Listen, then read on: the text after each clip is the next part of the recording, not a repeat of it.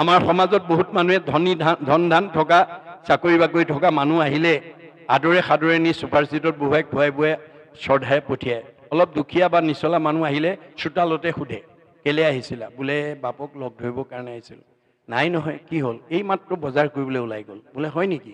বোলে হয়। তেনেহ'লে যাওঁগৈ আৰু। বোলে যোৱাগৈ আৰু। আমি আত্মাৰূপী ভগৱন্ত আপোনাৰ ঘৰলৈ আহিছিলে, আপুনি দেহ ধৰ্ম লৈ তেওঁক ঘৰৰ পৰাই চোতালৰ পৰাই পঠিয়াই দিলে। মনত ৰাখিব কথাটো। আপোনাৰ কাষৰ মানুহজন বা মানুহগৰাকীও যদি আপোনাৰ ঘৰলৈ আহে, আপুনি যাদৱ মাধৱ কল্পনা মাধৱী আহিছে বুলি নাভাবিব, সেইটো দেহ ধৰ্ম। হিয়াৰ মাজে নামৰ ভাণ্ডাৰ মুখে বাজ হয়। আমাৰ হৃদয়তে হাজাৰ নাম পুঞ্জীভূত কৰি ৰাখিছে, তাৰ পৰা মাত্ৰ আপুনি যিকোনো এটা নাম গাব লাগে, ক'ব লাগে। মাধৱদেৱে কৈছে, ৰাম কৃষ্ণ নাম যিটো সদায় ফুৰে গায়, সদায় মংগল তাৰ অমংগল নাই। হাজাৰ নামৰ পৰা এটা নাম যাতে আমাৰ ঘৰখনৰ প্ৰতিজন সদস্যৰ মুখত যাতে ওলায়, তাৰ প্ৰতি আপোনালোক সচেতনসকলে গুৰুত্ব দিব লাগিব। ধেমালিটো নতুনকৈ মাত ফুটিব খোজা ল'ৰা ছোৱালীক বেয়া শব্দ ক'বলৈ নক'ব, বেয়া মাত মাতিবলৈ নিদিব। আজি আমাৰ ভাগৱতৰ দৰ্শন নজনাৰ কাৰণে আমাৰ সমাজত বহুত কোৱালিফাইড মানুহে, বহুত জ্ঞানী মানুহে নতুনকৈ মাত ফুটিব খোজা ল'ৰা ছোৱালীক বেয়া শব্দ বেয়া বাক্য এটা ক'বলৈ কয়, আৰু তেওঁ যদি কৈ দিয়ে শুনি আনন্দ পায়। তেনেকুৱা স্বভাৱ যদি আছে আজি ইয়াতে এৰিব। আমাৰ দাৰ্শনিক পণ্ডিত, শিক্ষাবিদ পণ্ডিত, মনস্তাত্ত্বিক পণ্ডিত আৰু গুৰুজনাই আৰু ভাগৱতে কৈছে, ধেমালিটো আপুনি বেয়া শব্দ নক'ব, নিশিকাব। শব্দ ব্ৰহ্ম, ৱৰ্ড ইজ গড, ই অবিনাশী। মনত ৰাখিব। গতিকে আপুনি যি উদ্দেশ্যে ক'ব তাৰ প্ৰতিক্ৰিয়া ক'ব। ধেমালিটো ল'ৰা ছোৱালীক সাও সপনি নিদিব। ধেমালিটো ল'ৰা ছোৱালীটো বৰ বদমাছ, ল'ৰাটো বৰ দুষ্ট বুলি নক'ব, কাৰণ আপোনাৰ বেয়া শব্দৰ প্ৰতিক্ৰিয়াই ছোৱালীজনী বা ল'ৰাটোক ভৱিষ্যত বেয়া কৰি তুলিব। তাৰ বিপৰীতে আমাৰ নতুনকৈ মাত ফুটিব খোজা ল'ৰাটো বা ছোৱালীজনীক আপুনি শিকাব, গোপাই কৃষ্ণ বুলি কোৱা, ৰাম বুলি কোৱা, হৰি বুলি কোৱা, যদু বুলি কোৱা, মাধৱ বুলি কোৱা, যিমান সহজ নাম আপুনি ল'ৰাটোৰ মুখত বা ছোৱালীজনীৰ মুখত ফুটাব, সেই ল'ৰাটোৰ ভৱিষ্যত বা সেই ছোৱালীজনী ভকত হ'বই, তেওঁ জ্ঞানী হ'বই, তেওঁ ঈশ্বৰৰ ভক্তিপৰায়ণ হ'বই, আৰু তেওঁৰ সেই গছজোপা এদিন ডাঙৰ গছ হৈ যাব। গতিকে আপুনি বীজ ৰুইছে, শব্দ ব্ৰহ্ম, মনত ৰাখিব, শব্দ ব্ৰহ্ম। গতিকে সেই বীজে আমাক অংকুৰিত হৈ যাব, এজোপা মহিৰু হ'ব, তাৰ পৰা আমি সকলো জ্ঞান আমি লাভ কৰিব পাৰিম। তাকে নকৰি যদি বেয়া শব্দ শিকায়, সি ডাঙৰ হ'লে বেয়া মাত, বেয়া কথা, বেয়া বচনৰ পৰা গৃহখনটো অতিষ্ঠ হ'ব, ওচৰৰ মানুহেও শুনি অশান্তি পাব। গতিকে আমাক ভাগৱতে সেই নিয়মৰ কথা কৈ আছে। গতিকে ভগৱন্তৰ হাজাৰ নাম আমাৰ হৃদয়ত পুঞ্জীভূত হৈ আছে, মাত্ৰ এটা নাম ল'বলৈ আপুনি অভ্যাস কৰিবলৈ ক'ব। মনত ৰাখিব দেই, আমাৰ দাৰ্শনিক পণ্ডিতে কৈছে, চিং of Hari with his form in heart, no other virtue is greater than নাম's word। ভগৱন্তৰ হাজাৰটা নামৰ পৰা যদি কোনোবা মুখেদি এটা নাম ওলাব পাৰে, তাতকৈ আৰু পুণ্য নাই বেলেগ। মনত ৰাখিব কথাটো। আমাৰ প্ৰতিজন সদস্যৰ মুখত যাতে ভগৱন্তৰ নাম এটা আমি সদায় শুনিবলৈ পাওঁ, তাৰ কাৰণে গুৰুত্ব দিব লাগিব, আৰু তাৰ কাৰণে আমি অভ্যাস কৰিব লাগিব। দাৰ্শনিক পণ্ডিতে কৈছে, you have to keep the practice of remembrance, নাম স্মৰণ every day, every hour, rather every second. 24 ঘণ্টাত 1 ছেকেণ্ড হ'লেও ঈশ্বৰৰ হাজাৰটা নামৰ পৰা এটা নাম আপুনি ক'বলৈ অভ্যাস কৰিব। When a strong habit is formed by unceasing practice throughout the period of life, then it would be easy to remember God at the time of the death. আপুনি এনেকৈ অভ্যাস কৰোঁতে যেতিয়া এটা সবল অভ্যাসত পৰিণত হ'ব, তেতিয়াহ'লে মৃত্যুৰ সময়ত অজামিলৰ দৰে নাৰায়ণ অনায়াসে আহি যাব। অজামিলে 10 নম্বৰ ল'ৰাটোৰ নামহে নাৰায়ণ ৰাখিছিলে, ভগৱানৰ নাম বুলি নাজানে, কিন্তু তেওঁ আহ নাৰায়ণ, খা নাৰায়ণ, উঠ নাৰায়ণ, পঢ় নাৰায়ণ, কৰ নাৰায়ণ, যা নাৰায়ণ কওঁতে জানি বা নাজানি কৰে নামৰ কীৰ্তন, তথাপিতো পাপদহি নামে কৰেচোন। আপুনি ওচৰতে বিষ অকমান পৰি আছে, নাজানে, অমৃত বুলি ধেমালিতে খাই দিলে বা নজনাকে খাই দিলে, বিহে ক'ব নেকি এওঁ নাজানি খাইছে নামাৰো বুলি? বিষ জানিয়ে খাওক বা নাজানিয়ে খাওক, বিষ খালে মানুহ মৰিবই। ভগৱানৰ নাম অৰ্থ জানি লওক বা নাজানি লওক, নামে পাপ দহন কৰিবই। গতিকে আপোনালোকে মানে ল'ৰা ছোৱালীৰ নাম দিওঁতে জ্যোতিষীৰ ওচৰত চাবগৈ নালাগে গুৰুজনাৰ দৰ্শন মতে ভগৱন্তৰ হাজাৰটা নামৰ পৰা এটা মনে ভাল পোৱা নামেৰে যদি ল'ৰা ছোৱালীৰ নাম ৰাখিব পাৰে সেই ল'ৰা ছোৱালীৰ নাম ল'লেও মাক বাপেক উদ্ধাৰ হ'ব পাৰে অজামিলে সেই কথা দেখুৱাই থৈ গৈছে গতিকে আমাক কেৱল নীতি আদৰ্শৰ কথা কৈ আছে ভাগৱতে কিন্তু কওঁতে কেনেকৈ কৈছে আখ্যান উপাখ্যান কাহিনী উপকাহিনী কাহিনী উপকাহিনীৰ মাজেদি কৈছে গতিকে এতিয়া প্ৰথম আমাক এই কথা ক'লে তাৰপিছত কৈছে জয় জয় দৈৱকী নন্দন আদি দেও ব্ৰহ্মা মহেশ্বৰো যাক সদা কৰে সেও মুৰুখু পণ্ডিত হৈ লৈলে নাম যাৰ নাম হেনয় কৃষ্ণকো কৰোঁ পৰিয়া প্ৰণাম মানে মই অলপ আগতে কৈছো যে মুকং কৰোতি বাসলং পংগুলংগেতে গিৰিং যত কৃপা তমহং বন্দে পৰমানন্দ মাধৱম আপুনি ভগৱন্তৰ কৃপা পাবৰ কাৰণে ভগৱন্তৰ যদি নাম লয় তেওঁৰ কৃপা হলে বুবাই কথা ক'ব পাৰে ফুৰাই পৰ্বত বগাব পাৰে আৰু অন্ধই চকুৰে দেখে বন্ধা নাৰীয়ে পুত্ৰ পোৱাৰ যোগ্যতা লাভ কৰে এয়া হৈছে ভগৱানৰ কৃপা গতিকে ভগৱানৰ কৃপা পাবলৈ ভগৱানৰ নাম আমি ল'ব লাগিব যেতিয়া যিটো নাম লয় হৰি তাৰ হয় ভগৱন্তক আপুনি বিচাৰিব নালাগে ভগৱন্তই আপোনাৰ ঘৰ বিচাৰি আহিব তেওঁৰ নাম যি ল'ব তেওঁ সেইখন ঘৰত থাকিব ভগৱন্ত থকা ঘৰখনৰ মানুহ আনন্দত থাকিব এইখন এখন ঘৰ দেই মনত ৰাখিব উদ্ধৱক চিনাকি কৰি থৈ গৈছে মহুৰ সেৱাৰ যোগ্য মনুষ্য শৰীৰ ইহাকে বুলিয় গৃহ জানা মহাবীৰ এইখন এখন ঘৰ গতিকে প্ৰথমতে আপুনি নিজৰ নিজৰ ঘৰখনত কৃষ্ণক ৰাখিবলৈ যত্ন কৰিব কৃষ্ণক আপুনি বিচাৰিব নালাগে কৃষ্ণই আপোনাৰ ঘৰ বিচাৰি আহিব যিটো নাম লয় হৰি তাৰ হয় ই কোনো ৰহস্য বৰে যিখন ল'ৰা ডেকা ল'ৰা গাভৰু ছোৱালী বোৱাৰী শাহু যিয়েই নহওক যদি ঈশ্বৰৰ নাম লয় তেওঁৰ ঘৰত কৃষ্ণ থাকিব আৰু যিখন ঘৰত আমাৰ পাৰিবাৰিক পৰিয়াল থকা ঘৰখনত যিখন ঘৰত পুৱা গধূলি ধূপ ধূনা জ্বলিব ঈশ্বৰ উপাসনা কৰিব সেইখন ঘৰত কৃষ্ণ থাকিব যেই নাম সেই হৰি জানা নিষ্ঠ কৰি নামৰ সংগ নচাৰন্ত হৰি আৰু যিখন ঘৰত কৃষ্ণ থাকিব পৰিয়ালটো আনন্দত থাকিব মিলা প্ৰীতিয়ে থাকিব মৰম স্নেহত থাকিব একতাৰ দোলেৰে বান্ধ খাই থাকিব কৃষ্ণ থকা ঘৰখনৰ সেইটো এটা লক্ষণ আৰু যিখন ঘৰত আজি তাৰিখলৈকে পুৱা গধূলি ধূপ ধূনা নজ্বলে ঈশ্বৰ উপাসনা নকৰে সেইখন ঘৰলৈ কোন আহিব দ্বাদশ স্কন্ধ ভাগৱতত কৈছে শ্ৰৱণ কীৰ্তন জড়িত কৃষ্ণৰ নকৰে প্ৰত্যেকে ৰাক্ষসীগণে বিঘিনি আচৰে যিখন ঘৰত পুৱা গধূলি ধূপ ধূনা নজ্বলে ঈশ্বৰ উপাসনা নকৰে সেইখন ঘৰলৈ অঘাসুৰ বকাসুৰ প্ৰলম্বাসুৰ অৰিষ্টাসুৰ পুতনা ব্যোমাসুৰ ধেনুকাসুৰ চব অসুৰবিলাক আহি সোমাই যায় কায়িকভাৱে নহয় দেই স্বভাৱগতভাৱে গুণগতভাৱে আমাৰ সমাজত এনেকুৱা কিছুমান বহুত মানুহ আছে কথা ক'বই নোৱাৰি টিঙিচকে খং উঠেই কথা ক'বই নোৱাৰি লাঠিডাল উলিয়াই আনেই কথা ক'বই নোৱাৰি ঠেপেচ লাগি 3 দিনমানলৈকে চকু পানী উলিয়াই ভাত পানী নাখায় তেনেকুৱা স্বভাৱ যিখন ঘৰৰ পৰিয়ালৰ আছে সেইখন অসুৰ থকা পৰিয়াল সেই অসুৰবিলাকক যেতিয়ালৈকে উলিয়াই দিব নোৱাৰিব অৰ্থাৎ সেই আসুৰী প্ৰবৃত্তিবিলাকক যেতিয়ালৈকে বাহিৰ কৰি দিব নোৱাৰিব তেতিয়ালৈকে সেইটো পৰিয়ালত শান্তি প্ৰতিষ্ঠা নহ'ব আমি কেনেকৈ উলিয়াম আমাৰ গুৰুজনাৰ দিনত এজন আটা পুৰুষে ফকৰাৰ দ্বাৰা কৈছে কুকুৰে কৰিলে বিয়া বাঘৰ জীয়াৰী দেখিয়া ভালুক গৈলে ঘৰ বাৰী এৰি কুকুৰে যদি বাঘৰ জীয়াৰী বিয়া কৰিব পাৰে সেইখন ঘৰত ভালুকৰ পৰিয়াল থাকিব নোৱাৰে এইটো পোনপটীয়া অৰ্থ আধ্যাত্মিক অৰ্থটো হৈছে কুকুৰ মানে জীৱ ডেকা ল'ৰাই হওক গাভৰু ছোৱালী হওক বোৱাৰীয়ে হওক জীয়াৰীয়ে হওক যিটো জীৱই বাঘৰ জীয়াৰী মানে নাম বিয়া মানে সম্পৰ্ক নামৰ লগত যি সম্পৰ্ক পাতিব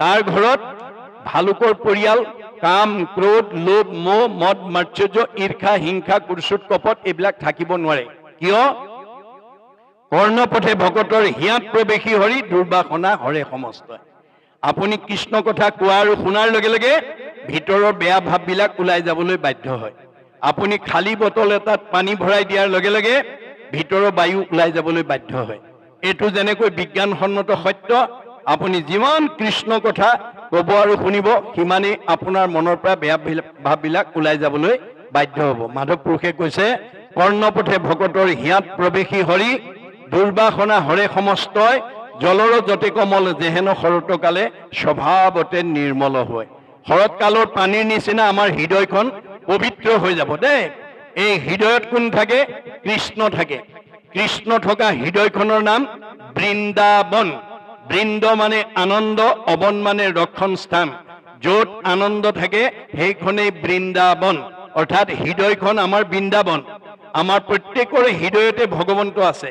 গতিকে ভগৱন্ত থকা হৃদয়খন আপোনালোকে কেনেকৈ ৰাখিব লাগিব? সত্যম শিৱম সুন্দৰম, সুন্দৰকৈ ৰাখিব লাগিব। এইখন হৃদয়ত যাতে আসুৰিকভাৱে অৱস্থান কৰিব নোৱাৰে তাৰ কাৰণে সাৱধান হ'ব। আসুৰিক ভাৱ কোনবিলাক? মই অলপতে কৈছো, কাম, ক্ৰোধ, লোভ, মোহ, মদ, মাৎসৰ্য, ঈৰ্ষা, হিংসা, কুৰুচুত, কপট, ঠগ, প্ৰবঞ্চনা, পৰ নিন্দা, পৰ চৰ্চা, অভিমান, অহংকাৰ, পৰ অন্যায়, জেদ ভাৱ। এই আসুৰিক ভাৱবিলাক যাৰ হৃদয়ত থাকিব, সি ডেকা ল'ৰাই হওক বা গাভৰু ছোৱালীয়ে হওক, শাহুৱে হওক বা শহুৰে হওক, পিতৃয়ে হওক বা মাতৃয়ে হওক, বোৱাৰীয়ে হওক বা জীয়াৰীয়ে হওক, সেইখন লেতেৰা হৃদয়। লেতেৰা হৃদয়ত কৃষ্ণ চৈতন্য হৈ নাথাকে। কৃষ্ণ চৈতন্য হৈ নথকা হৃদয়খনৰ মানুহে ফুলা হাঁহি মাৰিব নোৱাৰে।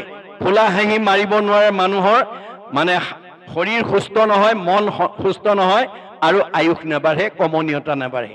বাইবেলত চলোমনে কৈছে, merry heart do it good like a medicine, a broken heart dried the bone. যাৰ হৃদয়ত আনন্দ থাকিব মেডিচিনৰ দৰে কাম কৰিব, চেহেৰা ধুনীয়া কৰিব, কমনীয়তা বঢ়াব, আয়ুস বঢ়াই দিব। আৰু যাৰ হৃদয়ত দুখ বেদনাই ভৰি থাকিব সি আৰু ঘিউ মৌ খাওক, হাড়লৈকে শুকাই যাব। আহাৰে চেহেৰা ভাল কৰিব নোৱাৰে যদি মনটো আনন্দত ৰাখিব নোৱাৰে। তেতিয়া মাকে পুতেকক সুধিলে, কপিলক, বোপাই মনটো আনন্দত ৰাখিবলৈ মই কি কৰিব লাগিব? মা, মূৰ সুনিৰ্মল কথা কহন্ত শুনন্ত। ৰাতিপুৱা শুই উঠাৰ পৰা গধূলা খোৱালৈকে তুমি কোনোবা ভকত বৈষ্ণৱ আলহী অতিথি বন্ধু বান্ধৱ পালে যদি জানা মোৰ কথা কবা, আৰু যদি নাজানা কাণ পাতি শুনিবা। শ্ৰোতা নহলে মা তুমি কোনোদিন বক্তা হব নোৱাৰিবা। আনৰ ভাল কথা শুনাৰ যাৰ ধৈৰ্য নাই সি আনক ভাল কথা কোৱাৰ যোগ্যতা অৰ্জন কৰিব নোৱাৰে। মুঠ বিনে চিত্ত আন দেৱত নেদন্ত। মা মুঠ বিনে আন দেৱতাত মনোযোগ নিদিবা, কাৰণ ব্ৰহ্মা আদি কৰি জীৱ যত ৰাম ৰাম ৰাম ৰাম ৰাম মায়া সজ্জা মাজে আশ্ৰয় ঘুমতি যায়। আপুনি মইনো কোন? সৃষ্টিকৰ্তা ব্ৰহ্মা, সংহাৰকৰ্তা শিৱ, পালনকৰ্তা বিষ্ণুকে প্ৰমুখ্য কৰি ৩৩ কোটি দেৱতা ভগৱানৰ মায়াত বন্দী হৈ আছে। তেওঁলোক নিজেই আন্ধাৰত আছে। আন্ধাৰত থকা দেৱতাৰ আশ্ৰয় ললে কোনোবাই পোহৰ পাব নেকি? আন্ধাৰত বহি থকা মানুহ এজনৰ কাষত কোনোবা বহিলে পোহৰ পাব নেকি? নাপায়। ক'ত বহিব লাগিব? যে মাং প্ৰপদন্তে মায়া মেতাম তৰন্তিতে। ভগৱানে কৈছে অৰ্জুনক, মই পোহৰ, মোৰ কাষত যেতিয়ালৈকে তুমি আশ্ৰয় নলবা, অৰ্থাৎ শৰণ নলবা, তেতিয়ালৈকে তোমাৰ মোৰ সৃষ্ট দুখ বেদনাৰ পৰা তুমি মুক্ত হ'ব নোৱাৰিবা। আৰু যেতিয়া মোৰ আশ্ৰয় লবা, পৰম আনন্দ আখি মনত মিলয়, তেবে তাকো আৰু তিনি তাপে নচুৱায়। তেতিয়া আৰু আমাক কোনো দুখ কষ্ট স্পৰ্শ কৰিব নোৱাৰে। নিয়ম কৈ আছে দেই, মনত ৰাখিব। তাৰপিছত কৈছে যে জয় জয় ঈশ্বৰ কেশৱ সদা শিৱ, যাৰ মায়া পাশে বদ্ধ জগতৰ জীৱ। আমি সকলো জীৱ ভগৱানৰ মায়াত বন্দী হৈ আছো। তোমাৰো মায়ে মোহিত সৰ্বক্ষণ। আমি সকলো তেওঁৰ মায়াত বন্দী হৈ আছো। তুমি আত্মা তোমাকো নাজানে একোজন। তেওঁ যে সকলোৰে হৃদয়তে যে আত্মাৰূপে আছে, আজি আমি সেই কথাটো নাজানো। নজনাৰ কাৰণে বহুত শাহুৱেকে বোৱাৰীয়েকক মনত দুখ পোৱাকে কথা কয়। বহুত বোৱাৰীয়ে শাহুৱেকক দুখ পোৱাকে কথা কয়। কিয়? তেওঁলোকে আত্মাৰ ধৰ্ম নাজানে, আত্মা কি বস্তু নাজানে। চবৰে হৃদয়তে যে আত্মা সোমাই আছে, এই কথাটো আমাৰ বহুত মানুহে নজনাৰ কাৰণে ইজনে সিজনক অন্তৰত দুখ দিয়াকৈ কথা ক'ব পাৰে। ভগৱন্তই কৈছে, কাক দুখ দিছা, কাক আঘাত দিছা? চবতে দেখোন ময়ে আছো। যত দেখা ভূত প্ৰাণী সবাহাকে বিষ্ণু মানি, হিংসা এৰি কৰা উপকাৰ। মই চবতে আত্মাৰূপে আছো। পাৰিলে উপকাৰ কৰিবা, পুণ্য হ'ব। কাকো হিংসা নকৰিবা, পাপ হ'ব। গতিকে আজি আমি এই কথাটো বুজি নোপোৱাৰ কাৰণে যে সমস্ততে যে ভগৱন্ত আছে, তুমি পশু পক্ষী সুৰা সুৰ তৰু তৃণ, অজ্ঞানতে মূঢ়জনে দেখে ভিন্ন ভিন্ন। আজি অজ্ঞানতাৰ কাৰণে মই এওঁক বেলেগ বুলি ভাবিছো, কিন্তু চবতে তেওঁই আছে।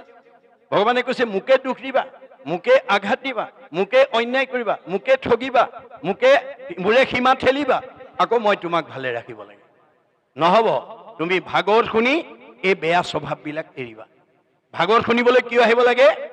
বেয়া এৰি ভাল ল'বৰ কাৰণে। বেয়া এৰি ভাল লোৱাটোৱেই বৈজ্ঞানিক দৃষ্টিভংগী। কোনো শাহুৱেকে নাভাবিব বোৱাৰীক মই আঘাত দি মই শান্তি পাম। ভগৱানে কৈছে মোকেই দুখ দিছা, গতিকে তুমি দুগুণ দুখ পাবৰ কাৰণে সাজু হৈ থাকা। কোনো বোৱাৰীয়ে নাভাবিব শাহুৱেকক বেয়াকৈ কৈ পেলাই মই আনন্দ পাম বুলি। নজনাৰ কাৰণে বহুত বোৱাৰীয়ে শাহুৱেকক বেয়াকৈ কৈ লগৰজনীক কয় মই আজি শাহুক একদম ঠিকছে দি দিছোঁ দেই, হাড়লৈকে ভেজাই দিছোঁ। ভগৱানে কৈছে কাক ভেজাই থৈ গৈছা? তুমি দুগুণ দুখ পাবৰ কাৰণে সাজু হৈ থাকা। বহুত শাহুৱেকে কয় লগৰ মানুহজনীক মই আজি বোৱাৰীক একদম ঠিককৈ দি দিছোঁ, হাড়লৈকে ভেজাই দিছোঁ। ভগৱানে কৈছে কাক দিছা? চবতে দেখোন ময়ে আছোঁ, মোকে দুখ দি যা, গতিকে তুমি দুগুণ দুখ পাবৰ কাৰণে সাজু হৈ থাকা। আপুনি কাৰোবাক দুখ দিলে আপুনি দুগুণ দুখ পাবই, আপুনি সাৰিব নোৱাৰিব। মনত ৰাখিব কথাটো। গতিকে আমি আচলতে নামধাৰী শাহু বা বোৱাৰীক দুখ দিয়া নাই, আত্মাক দুখ দিছোঁ। ভগৱন্ত সকলোৰে হৃদয়ত আত্মাৰূপে আছে। সেইকাৰণে কৈছে হৰিষি কেৱলে সঁচা মিছা সবে আন, জানি জ্ঞানী গণে কৰে হৃদয়তে ধ্যান। যিসকল জ্ঞানী মানুহ তেওঁলোকে কাকো দুখ দিব নোৱাৰে, কাৰণ চবতে ভগৱান আছে, চবতে ভগৱান আছে। গতিকে আমি ভাগৱত শুনি সেই বেয়া ভাৱবিলাক যেতিয়ালৈকে এৰিব নোৱাৰিম তেতিয়ালৈকে আপুনি মনে ভবা ভালৰ সুখ ভোগ কৰিবলৈ নাপাব। ভগৱানে আপোনাৰ কৰ্মৰ ওপৰতহে সুখ আৰু দুখ দিয়ে। কৰে শুভা শুভ কৰ্ম গুণৰ ইচ্ছাই কৰ্মফলে জীৱে সুখ দুখ পায়। এখেতৰে মোৰে সীমা একেটাই, মই তিতা কেৰেলা ৰুইছোঁ এতেকে কুঁহিয়াৰ ৰুইছে। এখেতৰ কুঁহিয়াৰ ৰস খোৱা দেখি মই তিতা কেৰেলা ৰোৱাটোৱে যদি ভগৱানক কওঁ প্ৰভু মোকো এগিলাচ কুঁহিয়াৰ ৰস খোৱাবা, পাৰিব নেকি ভগৱানে খুৱাব? মই ৰুওঁতেই তিতা কেৰেলা ৰুইছোঁ, গতিকে মই তিতাই খাব লাগিব। মই জীয়াই থাকোঁতে আনক দুখ আঘাত দিছোঁ, মই দুখেই পাব লাগিব। মই কেতিয়াও সুখৰ অধিকাৰী হ'ব নোৱাৰোঁ। মনত ৰাখিব কথাটো। ভাগৱত শুনিবলৈ কেৱলে আহিব লাগে বেয়া স্বভাৱ, বেয়া নিয়ম, বেয়া ভাৱবিলাক ত্যাগ কৰিবৰ কাৰণে। মনত ৰাখিব, আমাৰ ডক্টৰ সৰ্বপল্লী ৰাধাকৃষ্ণনে এটা মন্তব্য কৰি থৈ গৈছে, কি বুলি? We need not cut down the tree to gather the fruits. এজোপা গছৰ ফলখিনি পাবৰ কাৰণে গছজোপাৰ গুৰিটো কাটিব নালাগে। In order to perfect human society it is not necessary for us to destroy the family or the nation. আপোনাৰ পৰিয়ালটো সুখৰ কাৰণে কাষৰ পৰিয়ালটোক দুখ দিব নালাগে। আপোনাৰ সমাজখনৰ উন্নতিৰ কাৰণে আন এখন সমাজক দুখ দিব নালাগে। আপোনাৰ ব্যক্তিগত সুখৰ কাৰণে আনক দুখ দিব নালাগে। কাক দিব? চবতে ভগৱান আছে। এই কথা আমি জানি আমি যাতে বেয়াবিলাক এৰিব পাৰোঁ দেই।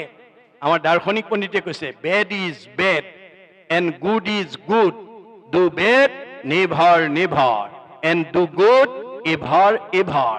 বেয়াটো সদায় বেয়া, তাক ত্যাগ কৰিবা। ভালটো সদায় ভাল, তাক আঁকোৱালি ল'বা। কপিলে মাকক কৈছে জীৱৰ দুৰ্ভেদ্য পাশ সংগক কহয়, কিন্তু দুৰ্জনৰ সং তেজিবে লাগয়।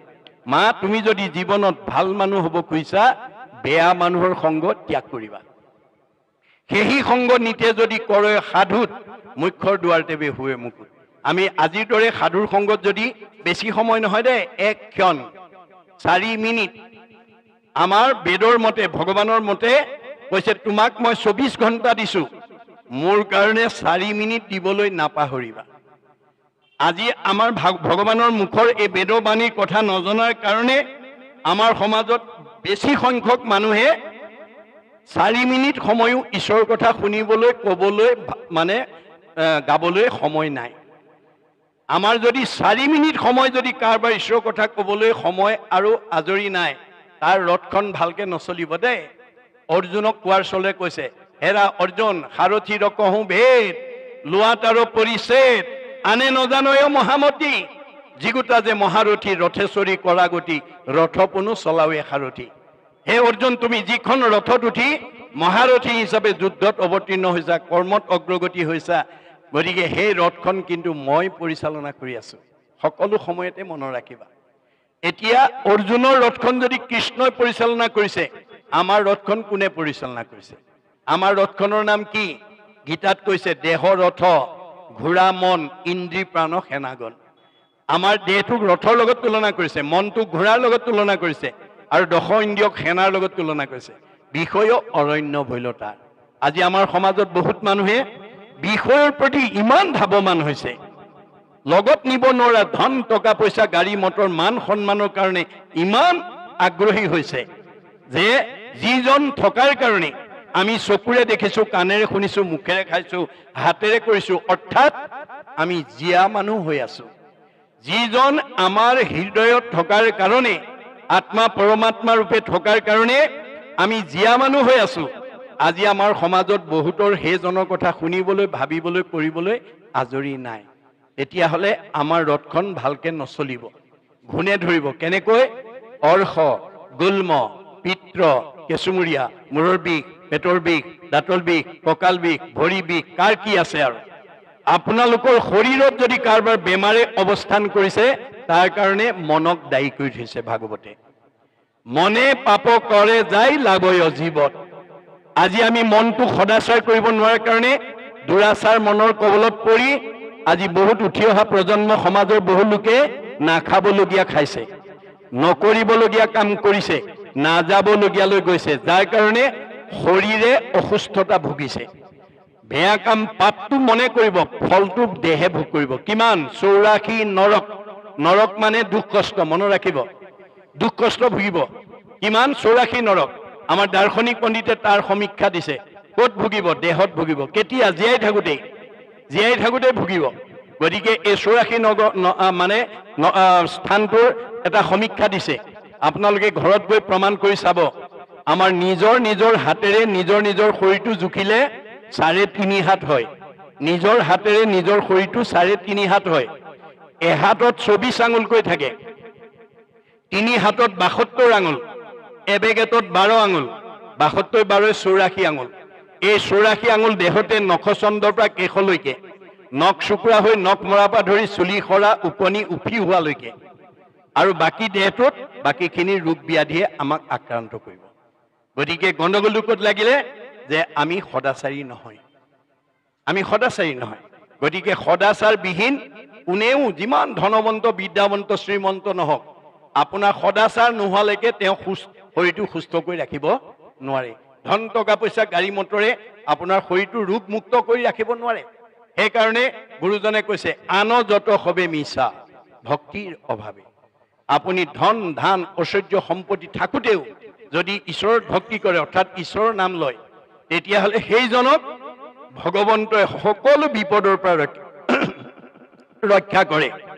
আমাৰ ভাগৱতত কৈছে, অসম্পদ কালত যিজনে ভজয় ঈশ্বৰক অনিষ্ট কৰি, তাৰ অমংগল সকলে গুচয়, তাক ৰক্ষা কৰে হৰি।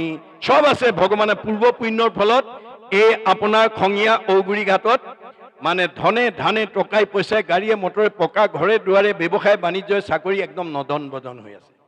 কিন্তু ভগৱন্তৰ নাম নেৰে, সেইজনক ভগৱন্তয়ো নেৰে, চব বিপদৰ পৰা উদ্ধাৰ কৰে। কিন্তু আমি ভাগৱতৰ এই দৰ্শনটো নজনাৰ কাৰণে আমাৰ বহুত মানুহৰ ধন ধান, টকা পইচা, গাড়ী মটৰ, পকা ঘৰ দুৱাৰ, ব্যৱসায় বাণিজ্য হ'লে আমি ভকতৰ লগলৈ নহা হওঁ, ঈশ্বৰৰ নাম নোকোৱা হওঁ, নুশুনা হওঁ। ভগৱন্তই কৈছে, মই তাক শুনিবলৈ বাধ্য কৰাই দিম। কেনেকৈ? এনেকুৱা এটা বেমাৰ দি দিম যিটো ডাক্তৰ চিকিৎসা কৰিও ভাল নোহোৱা হ'ব। সেইদিনা কিন্তু সি মোক মাতিবলৈ বাধ্য হ'ব। কি বুলি? পাৰ কৰা ৰঘুনাথ সংসাৰৰ সাগৰে। আমাৰ সমাজত এতিয়া বহুত মানুহে ঈশ্বৰৰ নাম কেতিয়া লয়? যেতিয়া পৰিয়ালত কিবা বিপদ হয়, নিজৰ জীৱনত যেতিয়া দুখ কষ্ট হয়।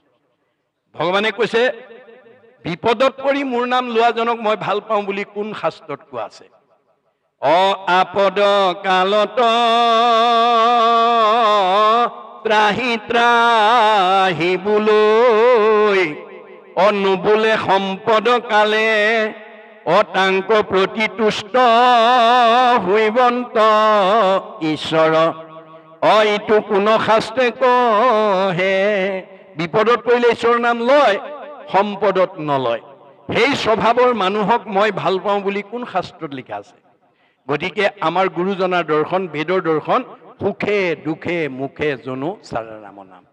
আমি সকলো সময়তে যাতে ঈশ্বৰৰ নাম ল'ব পাৰোঁ, তেতিয়া আমাৰ তেজ মানে শক্তি, তেজ মানে প্ৰভাৱ, তেজ মানে প্ৰতিভা, তেজ মানে চেহেৰা, তেজ মানে কমনীয়তা, তেজ মানে পৰমায়ুস বাঢ়ি যাব। মনত ৰাখিব দেই, এই তথ্য আমাক দি আছে। গতিকে আমি তেওঁৰ সেই মানে মায়াৰ হাতৰ পৰা যাতে আমি নিজক উদ্ধাৰ কৰি আমি উদ্ধাৰ হ'ব পাৰোঁ।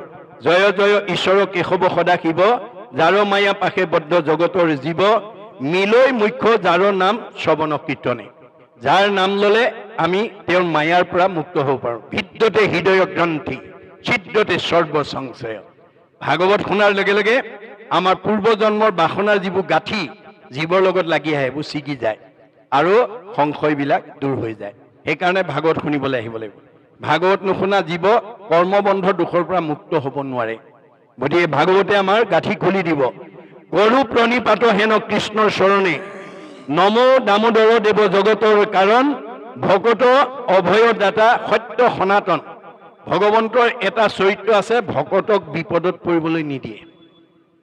ভকত ভগৱন্তৰ অতি প্ৰিয়। সেইকাৰণে ভগৱন্তৰ অন্যতম নাম ভকত বৎসল। ভগৱন্তই নিজতকৈও ভকতক ভাল পায়। মনত ৰাখিব দেই, এই কথাটো যাবৰ সময়ত উদ্ধৱক কৈছে, ব্ৰহ্মা হৰ হলায়ুধ লক্ষ্মী প্ৰিয় জায়া।